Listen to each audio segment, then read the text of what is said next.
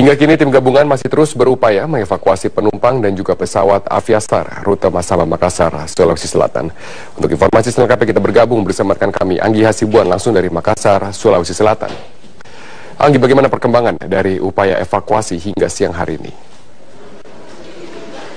Ya, Robert, untuk operasi evakuasi ini sudah berjalan sejak pagi, kemudian juga dari pihak keluarga tetap menantikan adanya kabar positif mengenai perkembangan hari ini.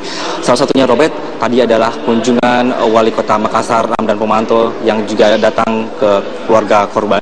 Ya, ini adalah Nurul Fatimah bersama kedua anak yang masing-masing Afif dan juga Rafa di rumah duka di Jalan Sunu 2 Makassar siang tadi.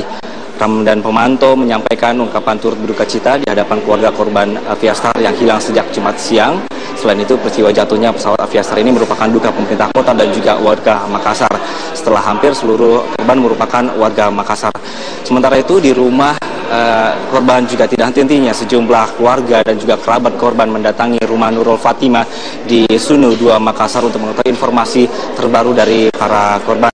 Meskipun dari keluarga Nurul Fatimah mengaku ikhlas dengan kemungkinan yang terburuk dari kondisi ketiga korban ini, selain itu juga keluarga berharap ketiganya ini menjadi yang menjadi penumpang ini segera dievakuasi ke rumahnya. Nah, sebelum dikabarkan, Robert, bahwa pesawat Twin Otter yang mengangkut 7 penumpang dan 3 kru Aviastar ini hilang kontak dalam penerbangan rute Masamba Makassar dan berhasil ditemukan di desa Ulu di Kecamatan Timojong, Kabupaten Luwu, Sulsel kemarin sore. Berikut adalah pernyataan dari Wali Kota saat mengunjungi dari pihak keluarga. Sama pemerintah Kota Makassar itu mengucapkan terima kasih kepada tim pencari yang telah menemukan pesawat beserta penumpangnya dalam keadaan, walaupun keadaannya tidak kita harapkan, tapi paling tidak usaha ini saya atas nama pemerintah Kota Makassar juga mewakili tentunya keluarga yang berduka menyampaikan terima kasih. Ya, kemudian juga rencananya evakuasi jenazah ini akan dimaksimalkan hari ini juga, Robert. Lalu pemulangan jenazah rencananya akan dilakukan lewat jalur udara dan diantarkan ke Lanut Sultan Hasanuddin Makassar. Menurut informasi terakhir bahwa perjalanan kaki ke lokasi jatuhnya pesawat Aviastar ini memakan waktu sampai 6 jam, sehingga setidaknya membutuhkan waktu 12 jam hingga jenazah bisa tiba di posko terdekat di Luwu, dan diperkirakan paling cepat jenazah tiba di Makassar malam ini atau besok. Pemulangan jenazah dengan helikopter juga tergantung dengan kondisi cuaca yang ada. Nah, untuk persiapan pemulangan jenazah juga pihak Aviastar sudah menyiapkan 10 peti jenazah dan juga ambulan. Selanjutnya tim DVI Polda Sulselbar ini akan melakukan proses identifikasi. Kami juga masih menunggu informasi selanjutnya mengenai evakuasi pada hari ini. Sekali lagi, Robert, tergantung medan dan juga cuaca di lapangan. Robert. Baik, terima kasih Anggi Hasibuan atas informasi Anda langsung dari Makassar, Sulawesi Selatan. Penerbangan yang terbatas bukan satu-satunya yang disoroti dalam layanan penerbangan perintis. Kondisi bandara dan juga medan yang menjadi tantangan tersendiri bagi sejumlah penerbangan perintis, salah satunya di Papua. Inilah Bandara Bilorai, pintu masuk Kabupaten Intan Jaya, Papua. Bandara kelas 3 inilah yang menjadi gerbang utama ke Kabupaten Intan Jaya dan sekitarnya. Hampir seluruh lalu lintas orang dan barang ke kawasan ini harus menggunakan pesawat perintis. Layaknya bandara perintis lain, mendarat di Bilorai menjadi tantangan tersendiri karena kondisi geografisnya yang dikelilingi pegunungan. Tak hanya itu, infrastruktur penerbangan di Bandara Bilorai juga belum memadai. Panjang landasan yang hanya mencapai 500 meter membuat bandara ini hanya bisa didarati pesawat berukuran kecil.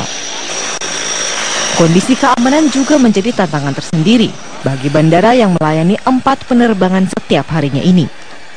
Seperti yang terjadi pada 17 Agustus kemarin, aksi unjuk rasa ratusan mahasiswa sempat membuat bandara ini tidak bisa beroperasi. Yang penting itu tadi PNS jangan ada yang turun. Permintaannya itu cuman PNS-nya tidak boleh ada yang turun. Cuman kami juga masih ragu, tunggu hasil ini dulu. Baik. Dengan dari keamanan. Mereka mengancam? Mengancam sih tidak, Mas. Mengancam sih tidak. Cuman ya kalau sudah ada kata-kata seperti itu juga kita juga sudah langsung wanti-wanti kan. Penutupan tersebut juga membuat pesawat asal Nabire, Papua Barat harus kembali ke tempat asalnya. Beruntung, bahan bakar pesawat tersebut cukup hingga Bandara Bilorai telah dipastikan aman. Informasi waktu berangkat memang sudah aman, berangkat sudah aman. Namun ternyata pas sampai di sini dari tower sendiri tidak bisa menjamin karena ada info bahwa akan ada penutupan oleh mahasiswa ya. Akhirnya kita memutuskan untuk putar-putar dulu sampai sekitar 5 kali untuk menunggu informasi dari jaminan keamanan ini kan. Di tengah berbagai kekurangan, transportasi udara tetap menjadi kebutuhan vital mengingat kondisi geografis di sebagian besar wilayah Papua dan Papua Barat berada di pegunungan dan belum terhubungkan jalan darat. Dari Intan Jaya, Papua, Reza Ardiansyah, Wildan Indrawan, dan Prasetyo, Metro TV. Musim kemarau panjang membuat wilayah di Jawa Barat dilanda kekeringan sejak 4 bulan terakhir. Akibatnya krisis air bersih dialami oleh warga. Kita bergabung bersama rekan kami Idam Samana langsung dari Cimahi, Jawa Barat untuk informasi selengkapnya. Idam, bagaimana kondisi dari air bersih di wilayah Anda pantau di sana? Ya Robert, hingga saat ini status darurat air masih terjadi di sejumlah wilayah di Provinsi Jawa Barat, termasuk di Cekungan Bandung, baik itu Kota Bandung, Kabupaten Bandung Barat, termasuk juga Kota Cimahi. Saat ini kami pun sudah memantau sejak pagi tadi, di mana warga masih mendatangi tempat-tempat datangnya bantuan air bersih yang diberikan oleh sejumlah instansi. Bantuan air bersih ini harus dilakukan karena sebagian warga sudah tidak dapat lagi bergantung pada sumur-sumur yang mereka miliki. Begitupun juga dengan para pelanggan perusahaan daerah air minum yang tidak lagi mendapatkan bantuan air dalam waktu selama 24 jam, bahkan beberapa hari mereka tidak mendapatkan bantuan air. Dan seperti inilah suasananya yang terjadi setiap hari di beberapa tempat, karena bantuan-bantuan ini didatangkan ke tempat-tempat warga itu secara bergiliran. Artinya bantuan air bersih yang didatangkan ini tidak setiap hari mereka dapatkan. Kita coba bertanya kepada salah satu warga yang saat ini juga ikut antrian. Selamat siang, Pak. Selamat siang. Dengan Bapak siapa? Bapak Uun Juwarna. Ya, Pak Uun, ini sudah berapa lama Bapak merasakan kesulitan air seperti ini? Hampir 4 bulan. 4 bulan. 4 bulan. Ya, susah air. Susah air. Ini Bapak sebagai pelanggan PDAM atau dari sumur? Bukan, dari sumur aja. Sumurnya mengering? Kering. Sudah digali beberapa kali itu tetap aja kering. Berapa kedalaman sumur Bapak? 13 meter. 13 meter. Ini sudah terjadi sejak tahun lalu, sempat terjadi seperti ini tidak? Enggak dulu waktu kemarau tahun dulu enggak kekurangan. Oke, baik. Hari ini Bapak datang ke tempat bantuan air bawa berapa ember? Sekitar 9. Cukup nggak 9 ember itu? Wah enggak, kan masih banyak orang lain yang membutuhkan. Jadi diaturlah supaya kebagian semuanya. 9 ember itu dipakai untuk apa saja, Pak? Mandi sama nyuci piring. Buat air minum bagaimana? Air minum. Buat air minum juga. Itu cukup 1 hari ini untuk 1 hari? Enggak cukup. Enggak. Nah, ini kan paling kalau kekurangan beli air galon. Berapa tuh, Pak? 2 galon. Berapa itu, keluar duit berapa? 10.000. 10.000. Iya. Baik. Kalau ini kan datangnya bantuan air ini tidak datang setiap hari. Ini kan didatangkan secara bergiliran di beberapa wilayah yang mengalami krisis air yang sama. Nah, kalau tidak datang bantuan seperti saat ini, bagaimana tuh dapat airnya? Kalau nggak ada bantuan dari PDAM, ada donatur-donatur yang tetangga yang kasih, seperti Dokter Popong, Bu Entin, Bu Samsudin, Bu Mus. Tetangga itu? Tetangga itu dapat airnya dari mana? Jet pump. Jet pump. Berarti sumurnya lebih dalam? Iya. Oh, sumurnya lebih dalam. Itu Pak Haji Husni ini. Ada tempat sumber air lain? Ada di sana, tapi airnya cuma sedikit lagi juga. Sedikit. Baik, terima kasih Pak Uun. Ya, kondisi seperti ini, bantuan air seperti ini sudah disiapkan oleh pemerintah Kota Cimahi. Setiap harinya disiapkan 60.000 liter air untuk digilir ke beberapa tempat, dan satu tangki ini hanya bisa membawa 5.000 liter. Itu pun hanya diperuntukkan untuk 1 RW.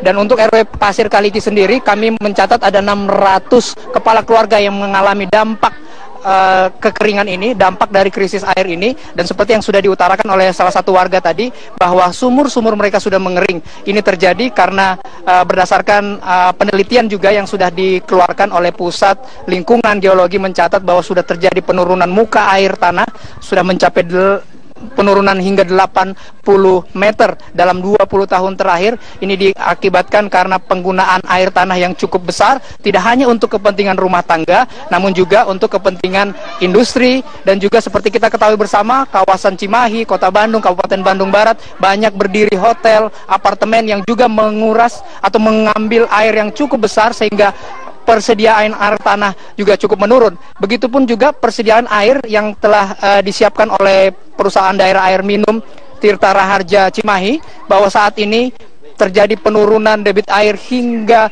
80%, di mana debit air saat ini hanya mencapai 30 liter per detik. Sementara pada saat normal biasanya bisa menyediakan 170 liter per detik dan bisa memberikan pelayanan kepada 11.000 pelanggannya. Hal seperti ini pun juga terjadi di wilayah-wilayah lain di Provinsi Jawa Barat, tidak hanya di Kota Cimahi. Dan yang Anda saksikan hari ini, antrian warga ini terus terjadi setiap harinya di beberapa tempat, dan ini juga menjadi salah satu sorotan kita karena wilayah-wilayah persediaan air terus berkurang berkaitan dengan laju pertumbuhan atau pembangunan yang cukup besar di wilayah-wilayah serapan air seperti di kawasan Bandung Utara, di mana sampai saat ini terjadi penurunan jumlah lahan hutan hingga 60%. Begitupun juga di seluruh wilayah di Provinsi Jawa Barat terjadi lahan kritis, baik itu di daerah aliran sungai maupun situ, yang penurunannya mencapai 40%. Dan kerusakan ini belum ditambah dengan kerusakan di aliran-aliran sungai yang tercemar oleh limbah-limbah industri. Zelda, Robert, kembali ke studio. Baik, belum ada solusi tetap untuk krisis air bersih di sana. Terima kasih Idam Samana atas informasi langsung dari kawasan Jawa Barat. Kekeringan yang melanda Kabupaten Ende, Nusa Tenggara Timur membuat debit air di Bendungan Loworea mengalami penurunan yang drastis. Akibatnya 1.000 lebih areal persawahan terancam gagal panen dan gagal tanam. Sementara itu di Tegal, Jawa Tengah, kekeringan membuat ratusan hektar tambak udang rusak parah. Debit air Bendungan Loworea mengalami penurunan yang drastis, padahal bendungan ini merupakan pemasok utama air bagi 1.000 lebih lahan persawahan di Kabupaten Ende. Menurut juru pengairan Bendungan Loworea, debit air bendungan menurun sejak bulan Juli. Sehingga padi yang tengah tumbuh sekarang terancam gagal panen. Dan untuk mengantisipasi gagal panen meluas, para petani terpaksa menggunakan mesin pompa dan harus mengeluarkan biaya pembelian bahan bakar solar. Sementara itu di Tegal, Jawa Tengah, ratusan hektar tambak udang di kawasan kota dan Kabupaten Tegal rusak parah akibat kekeringan. Kondisi ini mulai dirasakan petani tambak sejak 2 bulan yang lalu dan terus memburuk hingga pekan terakhir bulan ini.